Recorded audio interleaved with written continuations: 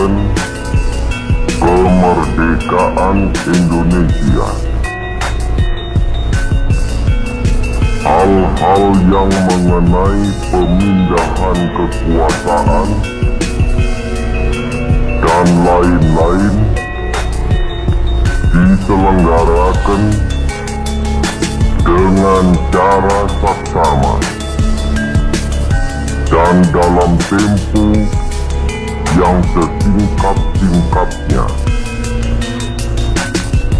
Jakarta, 17 Agustus 1945, atas nama bangsa Indonesia, Soekarno-Hatta. Hai teman-teman sekalian, aku Magdalena Smorang. Hari ini aku mengajak kalian jalan-jalan ke masa yang lalu, nyusurin jejak sejarah kemerdekaan Indonesia.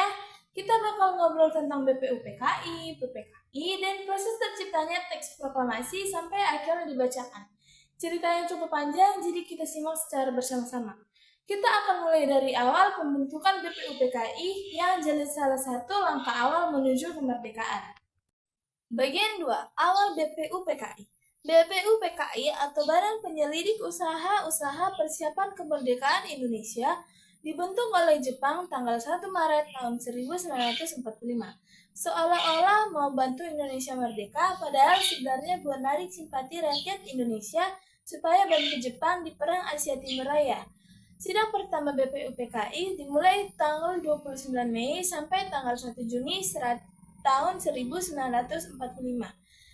Dalam sidang itu muncul banyak gagasan penting soal bentuk negara dan dasar negara. Yang paling bersejarah tentu saja pidato Soekarno pada tanggal 1 Juni. Bagian 3. Sidang BPUPKI dan Panitia 9. Pidato Soekarno pada 1 Juni tahun 1945 itulah yang dikenal sebagai lahirnya Pancasila.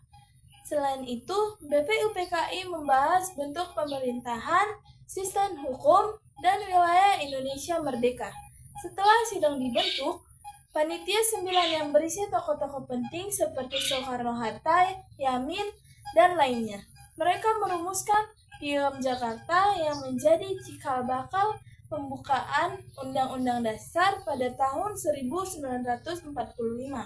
Setelah tugasnya dianggap selesai, BPUPKI akhirnya dibubarkan oleh Jepang tanggal 7 Agustus tahun 1945. Bagian 4. Lahirnya PPKI. Setelah BPUPKI dibubarkan, Jepang membentuk PPKI atau Panitia Persiapan Kemerdekaan Indonesia pada tanggal 7 Agustus tahun 1945. Jumlah anggotanya lebih sedikit, tetapi berasal dari berbagai suku daerah di Indonesia. Jepang mau tetap terlihat mendukung kemerdekaan, padahal saat itu mereka sudah terdesak dan hampir kalah perang.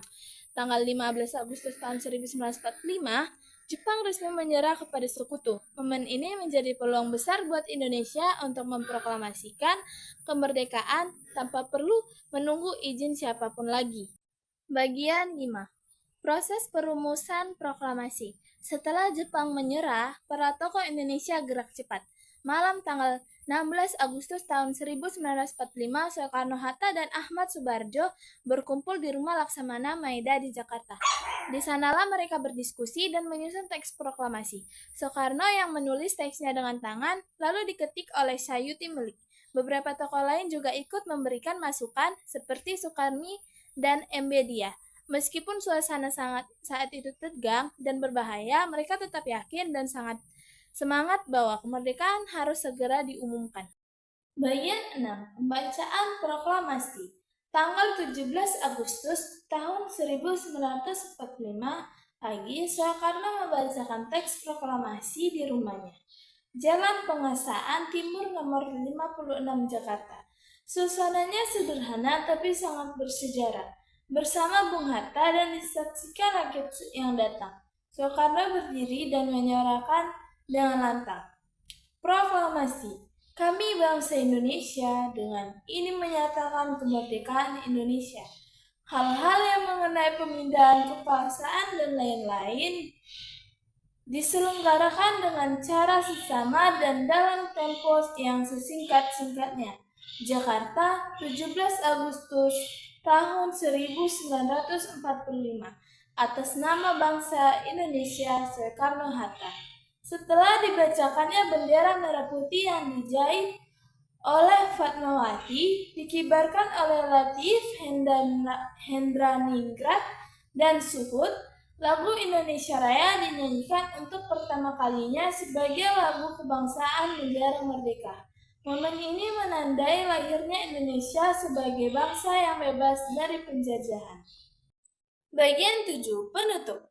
Dari pembentukan BPUPKI, berdirinya PPKI, sampai akhirnya proklamasi dibacakan, semuanya adalah rangkaian perjuangan luar biasa para tokoh bangsa kita berjuang bukan hanya dengan senjata, tetapi juga lewat pemikiran dan semangat persatuan.